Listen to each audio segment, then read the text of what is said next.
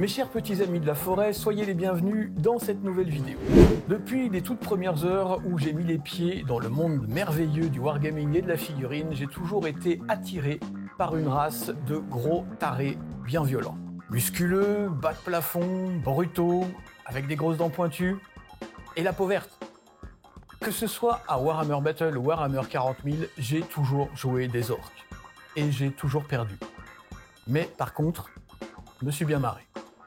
À l'heure où j'enregistre cet épisode, je n'ai toujours pas reçu mon exemplaire de Rogue Trader. Mais je prépare le terrain. Je prépare surtout les troupes. Il y a quelques semaines de cela, je vous proposais une vidéo dans laquelle je vous montrais comment je peignais un Space Marine du chapitre des Crimson Fist.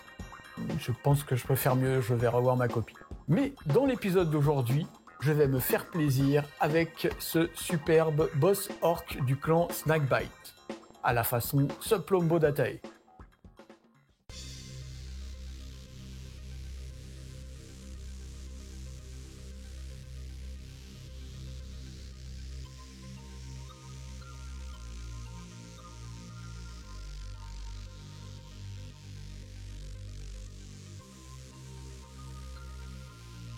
Et je vais m'inspirer d'un artiste que j'admire depuis bien longtemps et dont le style correspond très franchement à la description que je viens de vous donner des orques, le grand Simon Bisley.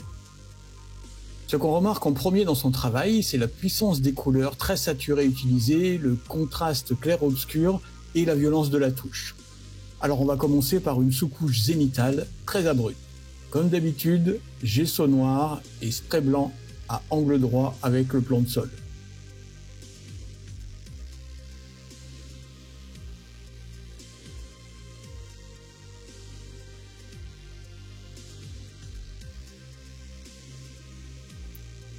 On va travailler les métaux en non-metallic metal, NMM pour les pros. Pour ça, je vais utiliser des bleus assez froids, normal pour des bleus, qui contrasteront avec le vert très jaune et la fourrure aux teintes plus chaudes. Les nominés sont Shock Blue de chez Molotov, Turquoise de Prince Auguste et enfin le Mirage Blue de Green Stuff World, plus éteint. La palette humide est indispensable parce que je vais vraiment pousser la dilution au maximum et ne passer que des jus pour profiter au maximum des ombres et lumières définies par la sous-couche zénitale. J'utilise le Shock Blue très aquarellé sur les parties de ma figurine qui seront en acier. Comme vous pouvez le voir à l'image, le style est très lâché pour l'instant, à la cool, comme disent les jeunes. Les jeunes ne disent plus ça? Peu importe.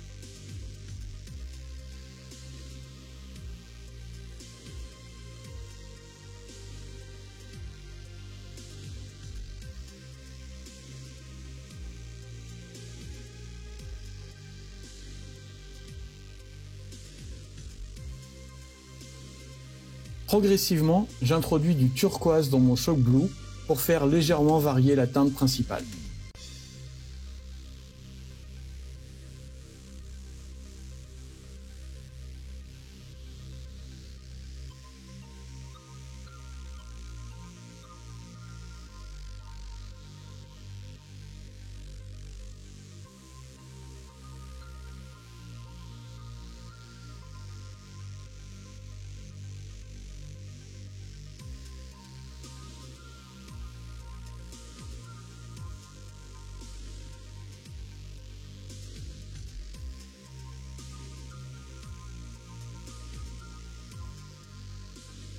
Avec le Mirage Blue, je passe sur les zones de l'épaulière en forme de crâne, l'arme du squig sur l'autre épaule et le haut de la machette.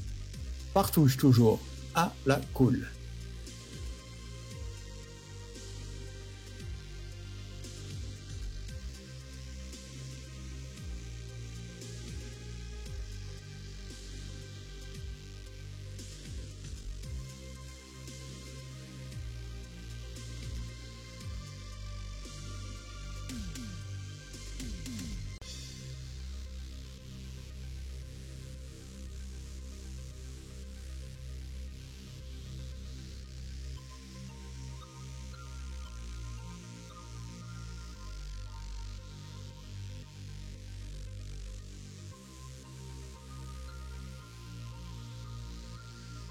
La base est posée, je prends un mélange maison, un gris chaud moyen. Peu importe la recette, si vous avez un gris chaud moyen, prenez ça. Je ne me rappelle plus du tout des ingrédients de toute façon. Très dilué, encore une fois, je viens le poser dans les creux et autour des rivets du crâne, du canon Squig et enfin sur les autres parties métalliques, celles en bleu.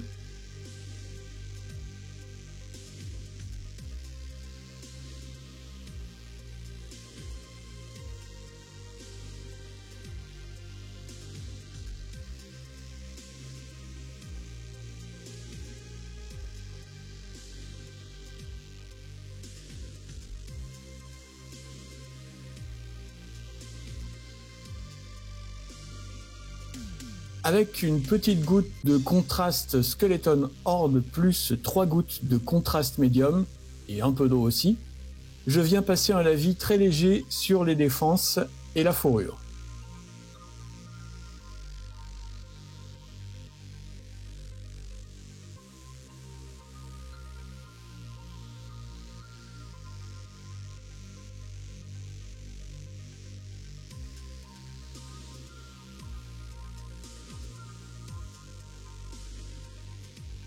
Depuis le début, je me sers d'un vieux pinceau. Pas besoin de sortir les pointes fines pour l'instant parce que je pose vraiment des teintes de fond. Sans barbouiller comme un gros porc non plus, mais la précision n'a pas trop lieu d'être pour l'instant. On pose l'ambiance. J'insiste un peu plus sur les zones d'ombre, comme ici à la base de la fourrure.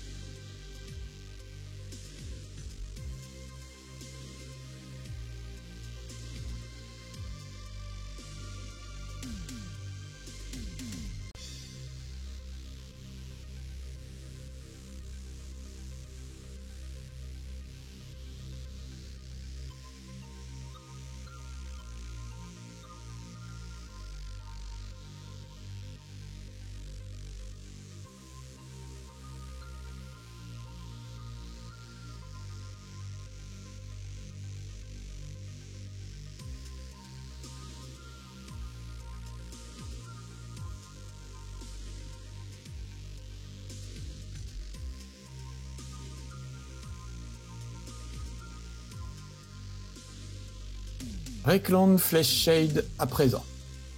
Toujours dilué, que je viens passer dans les creux du crâne de l'épaule, dans les zones d'ombre de la fourrure et sur l'arme du Squig. Et là encore, par petites touches, sur les endroits qui recevront de l'oxydation par la suite.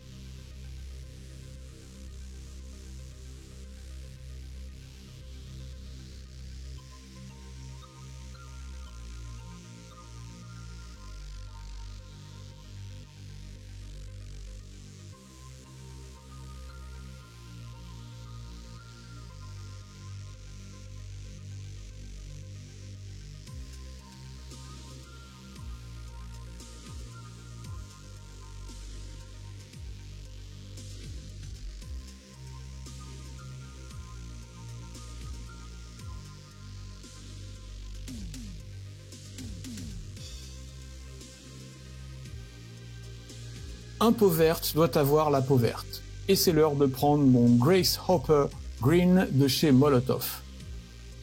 Et toujours très dilué pour obtenir un lavis. Et ce lavis, je vais l'appliquer avec un pinceau précis cette fois. Mon taille 4 9 de chez DaVinci Maestro Miniature. Il est peu chargé, un peu comme la pointe d'un feutre, et je tire ma couleur pour la répartir le plus régulièrement possible.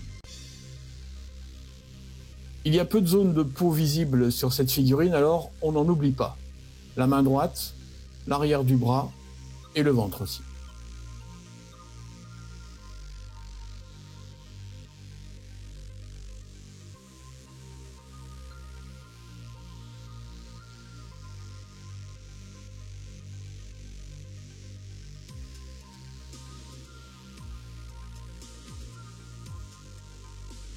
Mais un boss orc peut-il se permettre d'avoir une peau de Gretching sous-alimentée?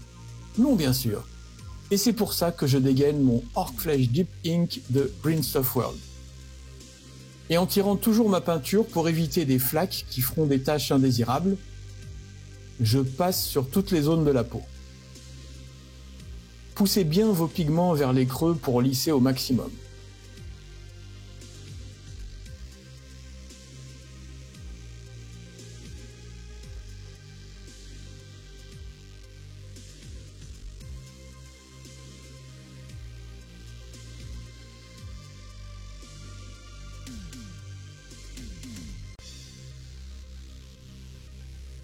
On va donner un peu plus de profondeur aux défenses et à la fourrure avec du sable de Prince Auguste. On va aussi en profiter pour poser une base sur les peaux de reptiles qui habillent si joliment notre chef orc. Swag for the wag.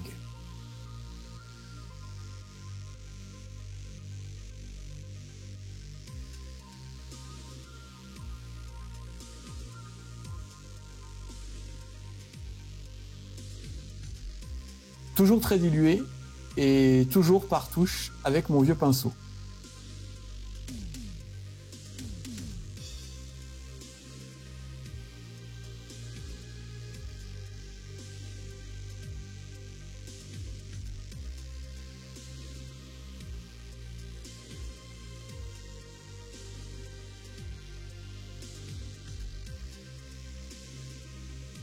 On va rapidement s'occuper de la coiffure tribale de notre orc avec du Blood Angel Red Contrast.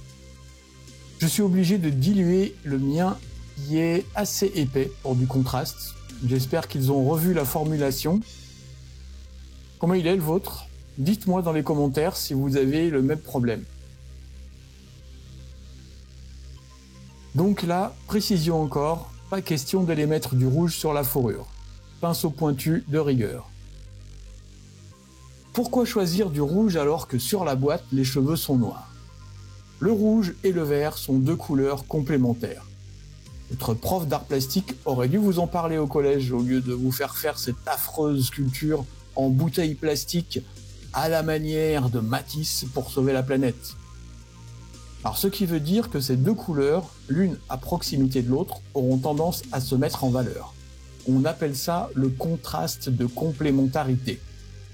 Bref, le rouge va faire péter vos rétines avec le vert de la peau. Et chez Simon Bisley, les couleurs font toutes péter la rétine et cramer les nerfs optiques. Attention du coup.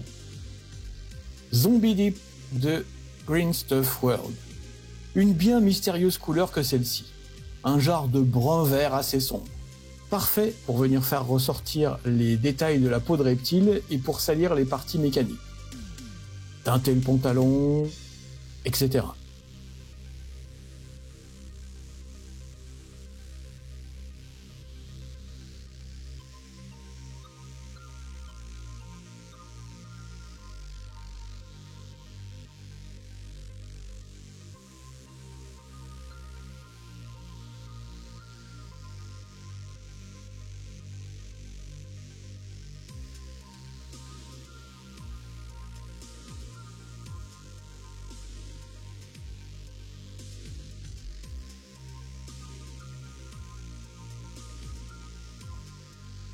Il est temps de mettre en couleur le squig ridicule sur l'épaule de notre orc, et pour rester dans le rouge, mais pour avoir une teinte différente, je vais utiliser le Red Opulence de Greenstuff World.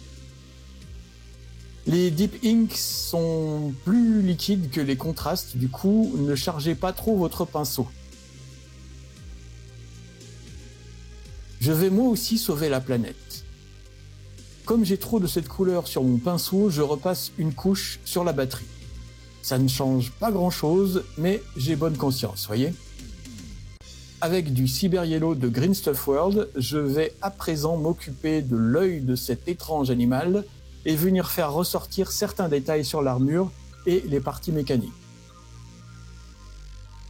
En commençant par le câble d'alimentation, suivi par la plaque du cyberbras gauche, le petit éclair de la batterie et les symboles tribaux.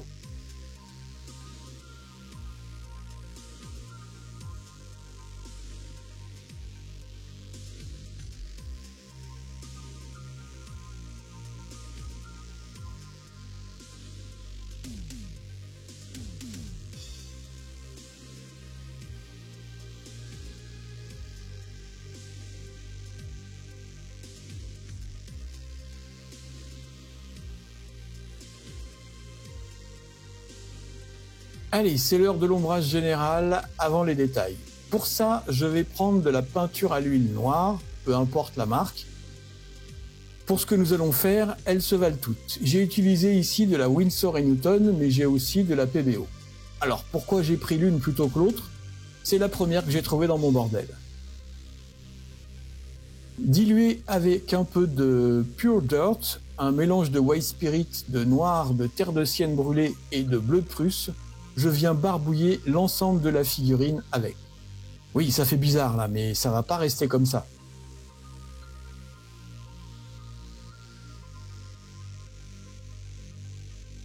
Vous commencez à en avoir l'habitude maintenant, avec un coton-tige et du White Spirit, je viens enlever les surplus sur le relief de ma figurine. Le noir ne va rester que dans les creux en créant une sorte de patine sur la figurine. Le rendu final est très différent d'un simple coup de Nuln Oil, plus fin, plus profond et plus subtil.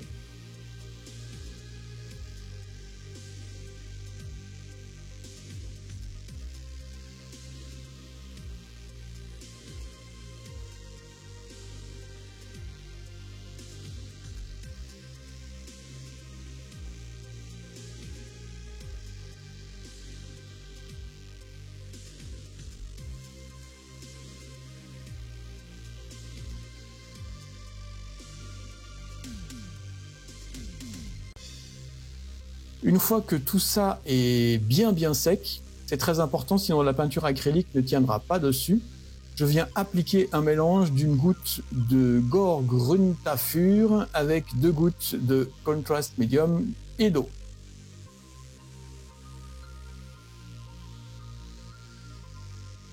On va créer un effet de rouille avec cette mixture sur la machette. Tirez bien votre couleur, n'hésitez pas à utiliser un pinceau humide pour cet usage. Puis sur les rivets et toutes les zones susceptibles de recevoir de la rouille.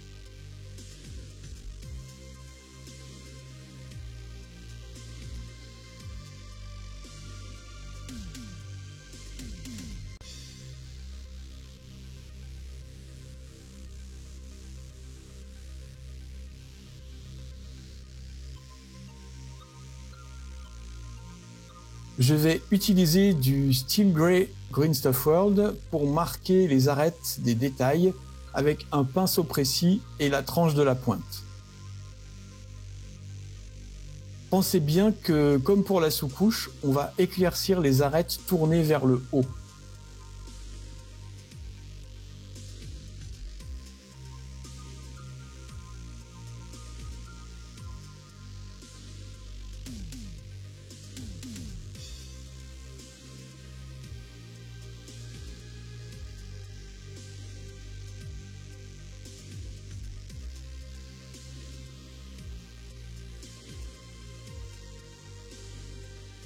On termine les effets d'éclaircissement en ajoutant du blanc dans le Mirage Blue pour marquer les zones les plus lumineuses et on termine avec du blanc pur.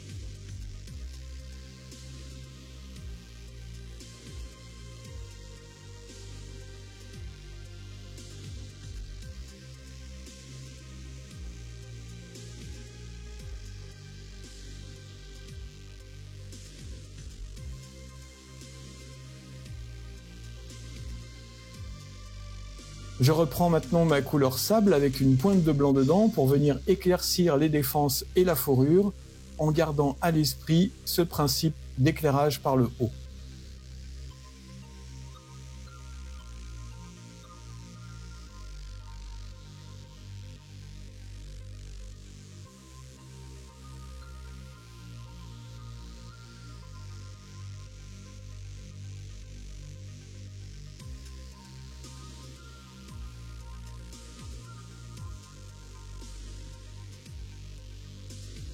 Même chose avec le vert Grasshopper de Molotov pour les zones de peau, toujours avec une bonne dilution.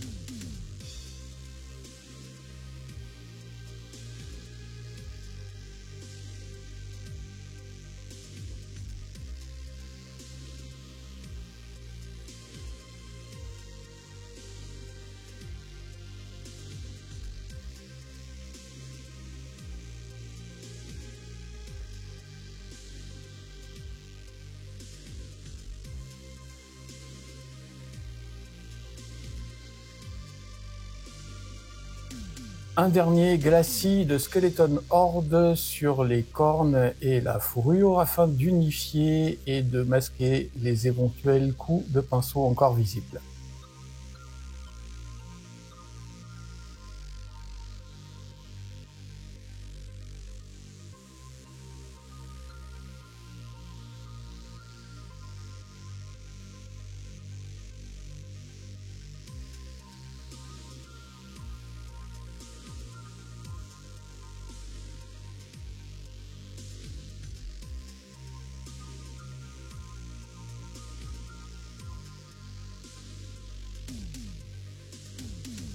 Et la couleur la plus vendue chez Games Workshop va servir, légèrement diluée, à accentuer les ombrages sur le visage. Je prends donc du Nuln Oil et je commence par passer une couche d'eau très fine pour m'assurer que les pigments aillent dans les creux par capillarité.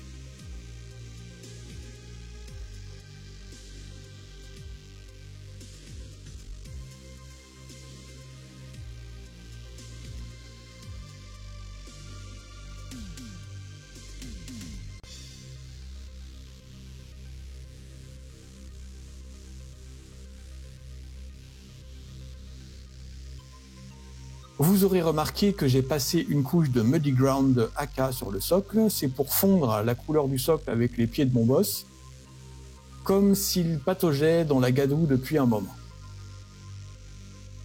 Un autre mélange maison que j'aime bien, du brun chaud clair cette fois. Alors pareil, vous avez sûrement une couleur proche. Vous pouvez aussi mélanger une couleur ivoire et un brun chaud plus sombre. Je vais tracer les détails sur le crâne avec, et une fois de plus, un peu de blanc avec ma couleur pour marquer les zones recevant le plus de lumière pour aider à la lisibilité de l'ensemble.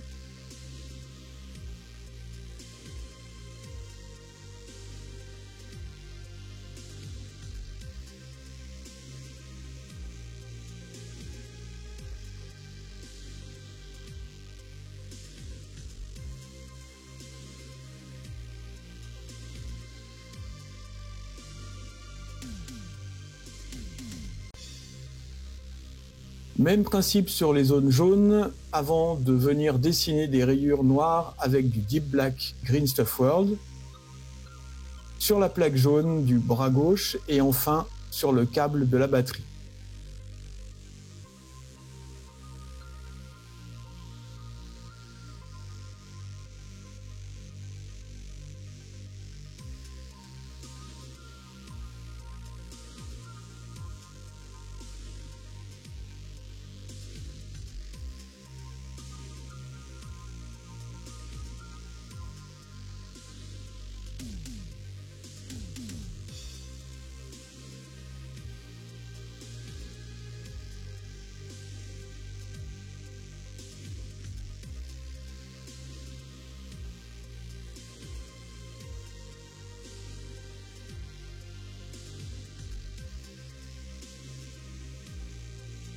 Dernière touche, du noir ultra mat sur le pourtour du socle et c'est terminé pour notre chef de guerre.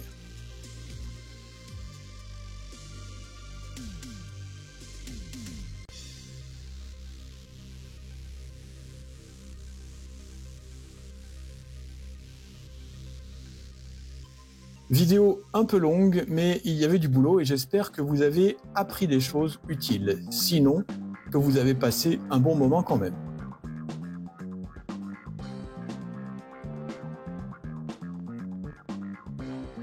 Cet épisode est donc arrivé à son terme. Un grand merci à vous pour l'avoir regardé jusqu'au bout et pour vous être évidemment abonné à la chaîne. Un petit like aussi, on aime bien. Je vous souhaite de bien vous porter jusqu'à la prochaine vidéo. Jouez bien, peignez bien et on se retrouve très bientôt pour de nouvelles aventures. Ciao!